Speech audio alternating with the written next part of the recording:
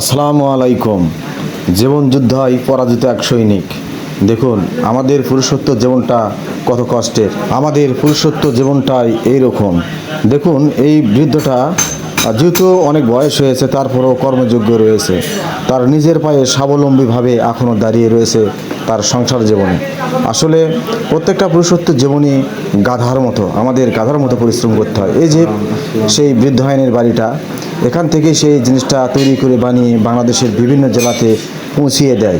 এই যে সেই মুরব্বিয়ান, যে মুরব্বিয়ান নিজের হাতে এখন এই মাতুলগুলো বানিয়ে বাংলাদেশের নানান জায়গাতে পাঠিয়ে দেয়।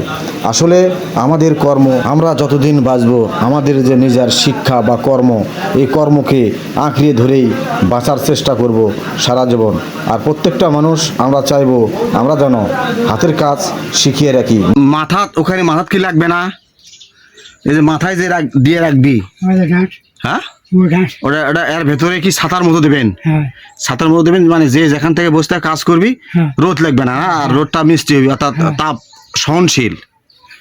পানির ট্যাঙ্কি দেয়, মানে পানির ট্যাঙ্কি, মানে ছাদের উপরে পানির ট্যাঙ্কি পর্যন্ত দেয়, এটা পানি ঠান্ডা থাকে।